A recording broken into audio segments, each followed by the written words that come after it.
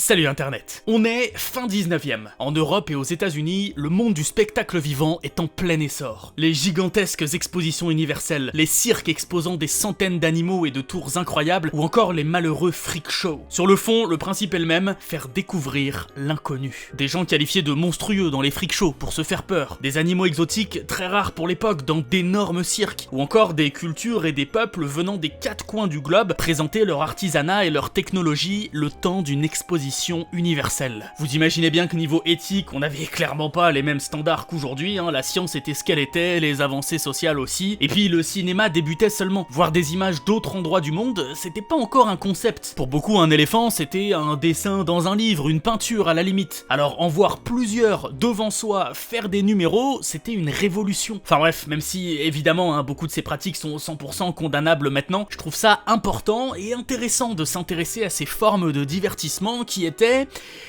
presque normales à l'époque. Et avant de commencer, un petit point rapide parce que peut-être que certains d'entre vous ignorent exactement ce que c'est. Les freak shows étaient des spectacles entre guillemets où l'on exposait des gens ayant des particularités ou des capacités physiques hors normes. Des femmes à barbe, des géants, des siamois, des hommes forts, etc. Les expositions universelles étaient des événements durant plusieurs mois et invitant un maximum de pays à venir représenter leur industrie, leur savoir-faire et leur culture. Et puis les cirques, vous savez ce qu'est un cirque. Il y a quelques différences notables entre les cirques d'aujourd'hui et ceux de l'époque, d'éthique encore une fois notamment, mais on verra ça dans la vidéo. Bon, et si on démarrait,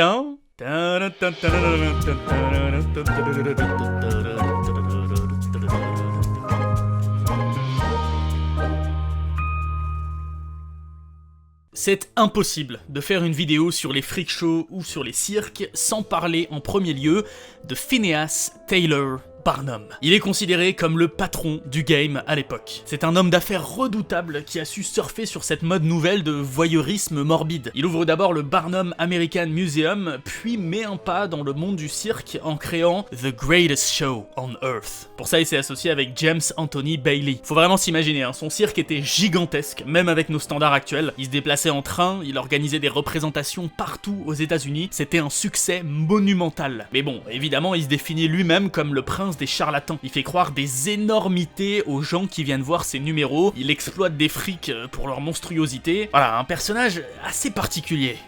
Et justement donc, à tout juste 30 ans, Barnum rachète un musée à New York et le rebaptise Barnum's American Museum. Ok, comment vous décrire ce truc? On y trouvait absolument de tout. Des statues de cire, des soi-disant vrais monstres momifiés comme la fameuse sirène des Fidji, une de ses attractions les plus populaires. Mesdames et messieurs, venez voir un véritable cadavre de sirène. Alors non, Phineas, c'est juste un torse de singe sur l'arrière d'un poisson, faut se calmer un petit peu. Et les pièces maîtresses du lieu, c'était les frics justement. Des gens parfois handicapés, parfois ayant des capacités semblant surhumaines. On y trouvait aussi une ménagerie d'animaux exotiques, des concours de beauté de bébés, on y trouvait le tronc d'un arbre où se seraient assis les disciples de Jésus. Il y avait aussi des instruments scientifiques effrayants, une immense salle de théâtre, et même des belugas dans d'énormes aquariums. Enfin bon, vous voyez le genre, on allait dans ce musée pour se faire peur, pour découvrir l'inconnu, pour être surpris. Ça devait vraiment être un lieu en dehors du temps. Et en termes de chiffres, 15 heures par jour d'ouverture, 15 000 visiteurs par jour. En 25 ans, le musée aurait reçu 38 millions de visiteurs. On parle du milieu du 19e siècle. Les États-Unis comptaient même pas 32 millions d'habitants. En 1868, 27 ans après son achat, le musée brûle. Irrécupérable. C'est à partir de cet événement que Barnum se lance dans le business du cirque. Son but était de créer le même genre de divertissement, mais itinérant. Le cirque Barnum et Bailey a ensuite fusionné en 1919, donc bien après la mort de Barnum, avec l'unique gros concurrent de l'époque pour former le, accroche-toi, Ringling Bros and Barnum Bailey Circus. Pendant 146 ans et jusqu'en 2017, la date de sa fermeture, il fut considéré comme étant le plus grand cirque du monde. Voici le général Tom Pouce, de son vrai nom Charles Stratton, un des premiers frics à travailler avec Barnum et clairement une méga star. Voilà, dès les années 1840, le jeune Charles a tout juste 5 ans quand il fait le tour des États-Unis. Barnum l'emmène ensuite faire le tour de l'Europe où il se produit de devant des milliers de personnes, et même devant la reine Victoria. Faut vraiment se dire qu'à son époque, aux États-Unis, il était plus que connu, hein. C'était l'équivalent d'une mégastar actuelle d'Hollywood. Il est devenu richissime et a su changer un petit peu la vision des freak shows, de zoos morbides à forme de spectacle. Charles était un formidable acteur de théâtre. Et puis ouais, hein, il était tellement blindé qu'il a même aidé financièrement Barnum quand ce dernier avait un petit coup de mou dans sa carrière. Ah, le général Tom Pouce. 10 000 personnes à son mariage, reçu par le président Abraham Lincoln lui-même. Et dites-vous, 20 000 personnes à son enterrement. Une belle mégastar qui a su retourner le système à son avantage. Parlons un petit peu des expositions universelles. Déjà, même si elles y ressemblaient par certains aspects, hein, vous allez le voir tout à l'heure, elles sont bien distinctes des expositions coloniales qui servaient à montrer la puissance des empires coloniaux de l'époque. Les expositions universelles permettaient, elles, de regrouper un maximum de pays, chacun construisant son pavillon afin que tout le monde puisse montrer ses avancées technologiques, artisanales, scientifiques ou même artistiques. C'était ouvert à tous, ça durait plusieurs mois à chaque fois, et c'est ce que je disais dans l'intro, hein, pour moi ça se rapproche du spectacle où l'on vient pour s'émerveiller, se faire peur, entretenir notre curiosité, même parfois malsaine, et voilà, apprendre des choses qu'on ne connaît pas. En termes de visiteurs, si on enlève les plus récentes, hein, disons post-années 50, les plus grosses expositions universelles sont, dans l'ordre, celle de Paris en 1900, celle de Chicago en 1933, celle de New York en 1939-1940, ou encore une autre qui a eu lieu à Paris, mais cette fois-ci en 1889. Je sais pas si tu te rends compte, hein, des dizaines de millions de personnes à chaque fois. Et évidemment, parmi ces millions de visiteurs, ces événements sont toujours une occasion de croiser des hôtes prestigieux. Rien que pour l'expo de 1867, les Parisiens ont pu voir le roi de Prusse, le roi de Bavière, le sultan de l'Empire ottoman, la reine du Portugal, le roi de Belgique, le prince de Galles ou encore le tsar russe. Une grosse particularité des expositions universelles, c'est l'architecture. Historiquement, chaque nation a son propre pavillon, construit dans son style bien particulier, et je trouve ça génial. Je veux dire, remettez-vous dans le contexte. Vous vivez à Paris en 1878. Une infime partie de la société a les moyens de voyager à travers le monde, et donc de découvrir de nouvelles cultures. Pour les autres, on doit se contenter de textes, de dessins ou de peintures pour s'imaginer la vie par-delà les mers. Et là, d'un coup, vous pouvez voir des bâtiments de dizaines de pays. En 1878, justement, c'est la Suède qui a fait sensation. C'est la première nation à représenter à l'aide de mannequins des scènes de la vie quotidienne suédoise, avec tenue et activité, hein, histoire de bien s'imaginer. Et c'est ça aussi les expos, découvrir le monde et passer d'un pays à l'autre en changeant juste de bâtiment. Bon, mais en plus de l'aspect découverte pour la population lambda, entre guillemets, faut bien se dire que ça reste un showroom, avec des professionnels, avec des nations qui veulent montrer leur puissance. Chaque pays expose son savoir-faire, son artisanat, sa science, et il existe des récompenses, des médailles décernées aux meilleures innovations.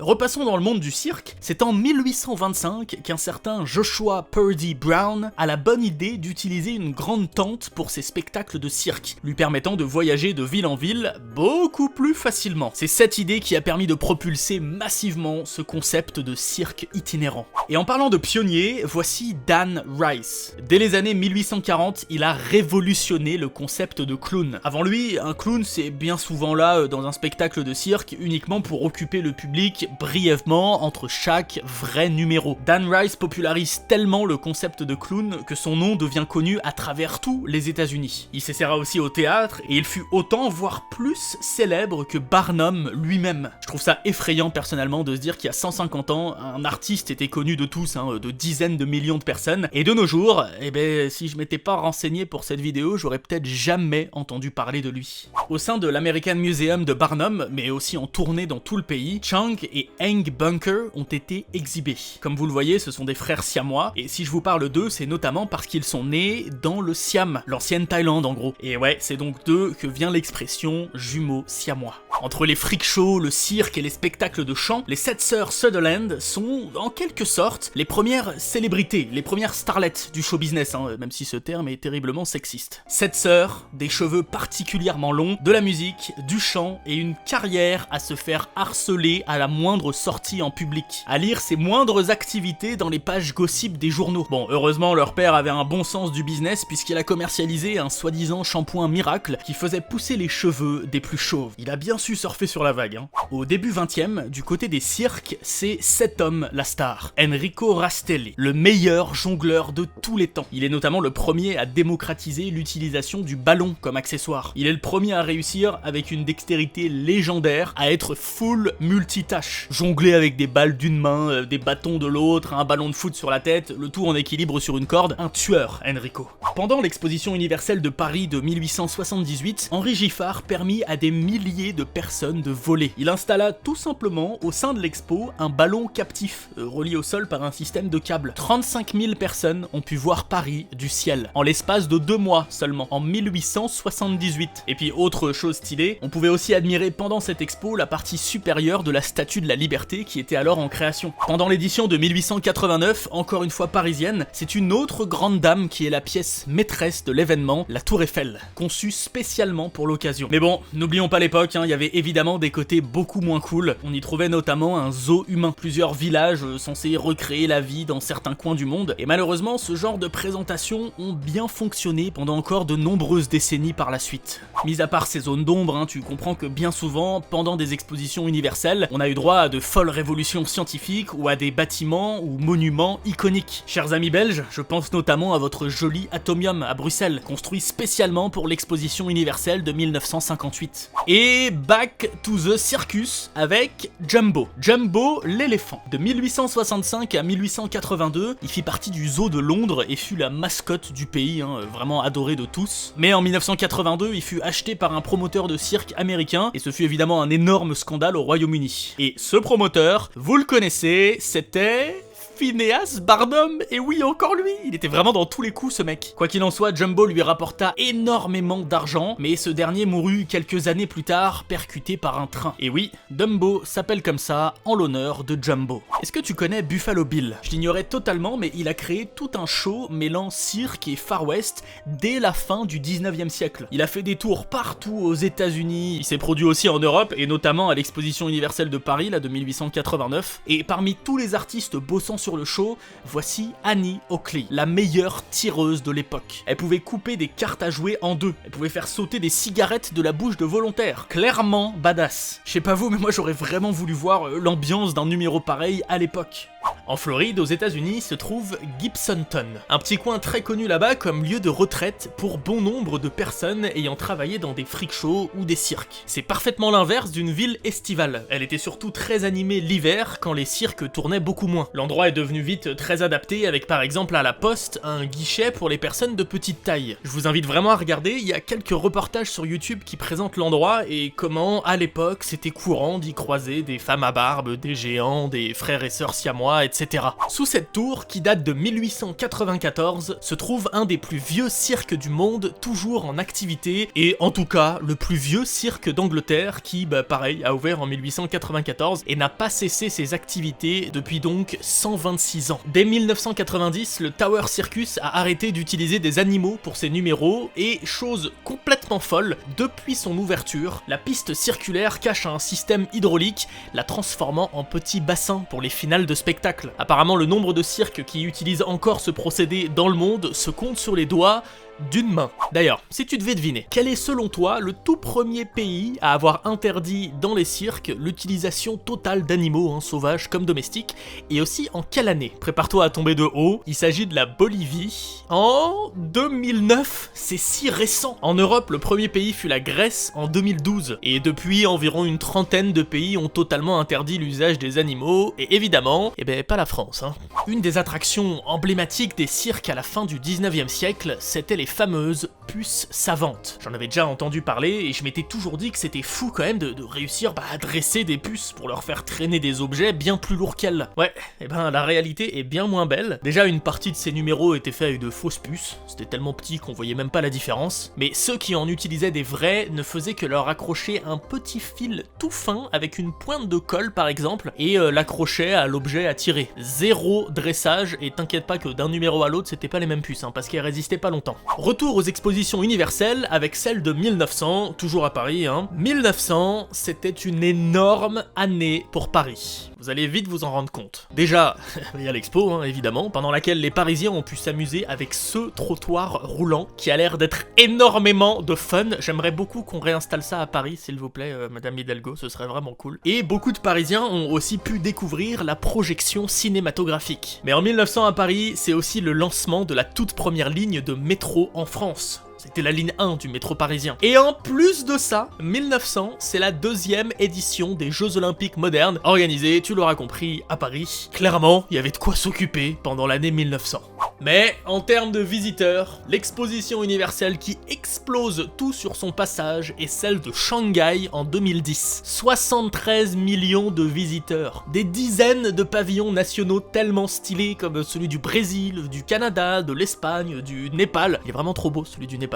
Ah là là, j'espère vraiment qu'un jour une nouvelle expo aussi grosse se fera, je rêve tellement d'y aller. Bon, et les freak shows, est-ce que de nos jours ça existe encore? À ma connaissance, non, en tout cas pas dans le sens exposition morbide de personnes morphologiquement différentes d'une éventuelle norme. Par contre, des artistes ont réinventé le concept en créant des sideshows composés d'actes impressionnants et un poil effrayant. Je pense par exemple au Jim Ross Circus qui, au fil du temps, a eu comme performeurs des gars comme Zamora, le roi de la torture, dont le kiff est de se percer le corps avec des pointes ou encore de se prendre des chocs électriques. Mais il y avait aussi l'énigme, nom de scène de ce gars, Paul Lawrence, que vous voyez avant sa transformation et après sa transformation, hein, le corps recouvert de tatouages en forme de pièces de puzzle, des implants sous la peau et une fascination pour les épées et les tronçonneuses, un vrai fric moderne et qu'il revendique. Autant l'énigme tombe dans la catégorie qu'ils appelaient à l'époque des vrais freak shows, un made freak, c'est quelqu'un qui a décidé de faire ses modifications corporelles, autant il existe de plus en plus d'artistes qui se considèrent comme born freak, qui le revendiquent et qui en font un élément central de leur spectacle. Par exemple, Banjo Slacks qui se fait appeler le scorpion noir et qui est atteint d'ectrodactylie. Il n'a que 3 doigts à chaque main et à chaque pied. Il a monté tout un spectacle contemporain plein de couleurs, de musique, de costumes. J'adore vraiment la vibe qu'il dégage. Il est à fond, il réinvente totalement le freak show et se l'approprie d'une façon fabuleuse. Voilà, je trouvais ça cool de finir cette vidéo sur une note positive. J'espère vous avoir fait découvrir quelques petites choses et je suis curieux d'avoir votre avis sur tous les thèmes abordés. En tout cas, j'espère que votre confinement se passe bien. Restez chez vous évidemment. Un merci plus que sincère aux soignants, transporteurs, commerçants et tous ceux que j'oublie qui continuent à faire tourner le pays. Je fais de mon mieux, de mon côté à ma petite échelle pour accélérer un poil ma fréquence de parution de vidéos et essayer de vous occuper et de vous divertir un peu pendant ces temps compliqués. Donc si vous voulez être averti de la prochaine vidéo, n'oubliez pas de cliquer sur le bouton rouge s'abonner ainsi que sur la petite cloche juste à côté. Et ben voilà, moi je vous dis à très vite pour une nouvelle vidéo. Salut Internet.